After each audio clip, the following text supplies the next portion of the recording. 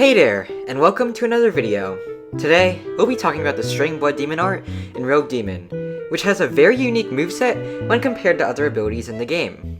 String has a ton of ranged moves that can very easily zone other players, alongside some really great combos, and an ultimate that guarantees someone's death if you have other players with you.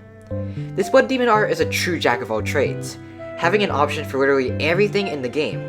It has mobility, range, and guard breaking capabilities, though it's all balanced out by its moves being a little weaker than other abilities. String is undeniably the best Blood Demon art in the game for team fights, since its abilities synergize insanely well with other players. In this video, I'll be going over the moveset of String, how to best use it in fights, ways to fight against it, and the pros and cons of String. So, without further ado, let's get into the video.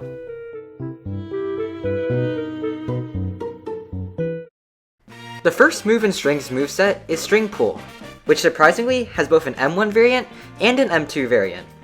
The M1 variant is fairly simple. Once you activate the move, it automatically pulls whoever your cursor is on towards you, allowing you to start a combo. It's an auto-aim move, and if nobody is targeted, it'll just cancel the move without putting it on cooldown, so you don't have to worry too much about missing it. The move is obviously blockable, and has a cooldown of 15 seconds. The M2 variant of the move is a bit different, and way more utility based. On usage, the user will aim towards a spot, and when the move is released, the user will grapple towards the location. This move is amazing for traversing the map, and has a pretty good range that allows it to get up to places most players could only dream of going to. If you want to escape from a fight, or get to a safe place to execute someone, this is the go-to move you'll want to use. The second move in String's moveset is String Slash, which also has an M1 variant and an M2 variant. The M1 variant is very straightforward. On usage, the user slashes the area in front of them with a string, knocking them back a short distance and ragdolling them for a very long time. This move is capable of combo extending because of the amount of stun if you dash into it. It's also a frame 1 guard break, so it's great for dealing with turtling. However, the hitbox is very janky if you dash with it, so it's best used when both players aren't moving around a lot in close quarters combat. String Slash M1 is also perfect blockable, so you'll have to be a bit careful when you use it. The second variant of the move, on the other hand, is much different. The M2 variant of String Slash, similarly to String Pull, is a lock-on range move that will only go on cooldown if someone is targeted. On usage, the user will shoot out 4 string projectiles that deal a very small amount of damage, inflict a very small amount of stun, and hold the opponent in place with threads of string. When the user is threaded down, they are free to block and attack as they wish, but will be completely stuck in place until the duration of the move runs out.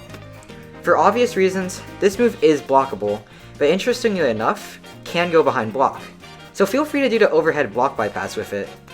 The M2 variant is a great neutral tool, and also needs to be landed in order to use the ultimate, which we'll get to later. This move has a cooldown of 10 seconds.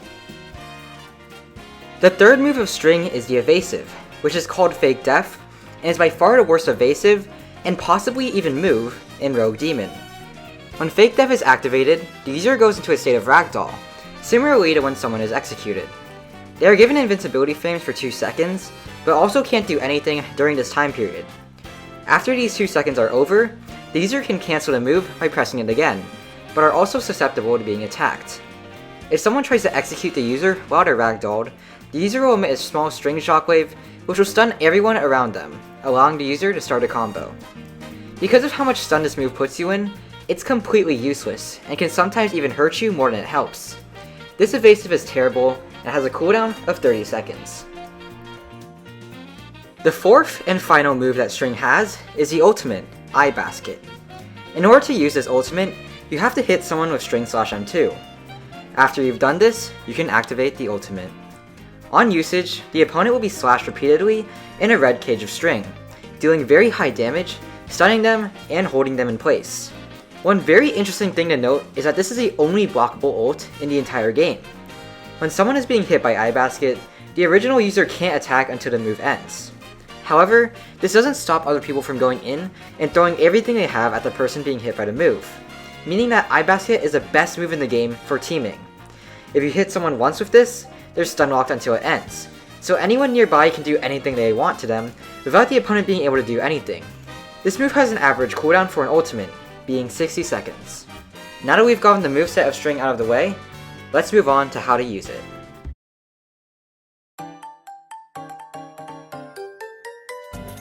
The first thing to note about String is that it is very heavily support oriented.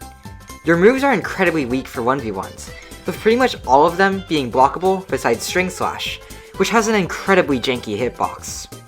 If you end up in a 1v1 scenario though, your role as a jack of all trades means that you can still fight decently well.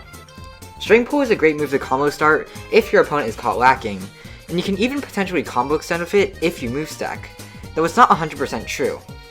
String Pull's M2 can be a good move for if you need to escape from a fight, but other than that, it doesn't have much of an application in combat. It can save your life from a Rengoku or Blood Rage if you grapple to higher ground though.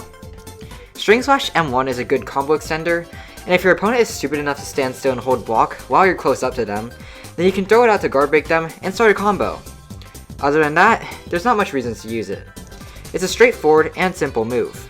String Slash M2 on the other hand is a very versatile move, which is a bit more complicated. First, it's blockable, so you'll want to avoid just throwing this out randomly because it'll most likely just be blocked. You can pull off the overhead dash block bypass to deal with this. To do this, you want to charge up your breathing bar, then quickly jump and dash over their head while also using String Slash M2 on your opponent. This will make the move go behind their block, and you'll be able to hit them with it. Once they've been hit with the move though, they'll only be stuck in place, and not stunned, so you'll have to be a little bit creative. If you know how to block bypass with N1s, then do that. If not, then throwing out an M2 will work on opponents who aren't skilled at the game. However, do be pretty careful, since they can easily just stop blocking and M1 you to cancel your attack. Once you've successfully gone past their guard, you can either continue to combo them, or use Eye Basket for a lot of damage. One last important thing to learn is how to properly use your evasive, Fake Def, in combat.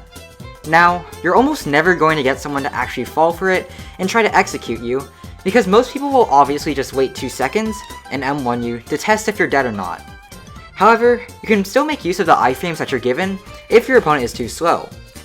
When you use Fake Def to escape from a combo, mash the button for Fake Def so that you can cancel the ragdoll as soon as the 2 seconds are over. Then, immediately dash back and jump, or use String Slash so that your opponent won't be able to combo off of it. This won't work if they use something like a barrage, but at the very least, it'll get you out of a basic M1 combo. Fake Def also serves as an amazing counter to musical combo. If you end up getting hit by the move, just pop Fake Def, and you'll be able to negate pretty much all of the damage you take from it. Now that I've finished discussing how to use String, let's move on to how to fight against it.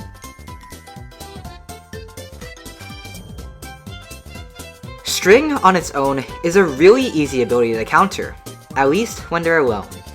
String Pull and String Slash M2 are both blockable, so if you're far away, just block and you'll be fine. String Slash M1 and the overhead String Slash M2 block bypass are the only ways that String can deal with blocking. If they're up close, they're most likely going to use String Slash, so just dash back and you should be fine. If they're running towards you in a straight line, it usually means that they're going to try to do the overhead block bypass, in which case, you should dash back and block so that they can't go behind you. If you ever see a String user fall on the ground as if they're dead, always wait 2 seconds and attack them to make sure that they aren't using Fake Def. If they're using Fake Def, well, you just got a free combo for yourself. If they don't get up though, feel free to execute them, as it means they're actually dead. Fake Def is really easy to counter if you're not stupid, so you have nothing to worry about when they use it. The ultimate ability, on the other hand, can be a real pain if you're not careful.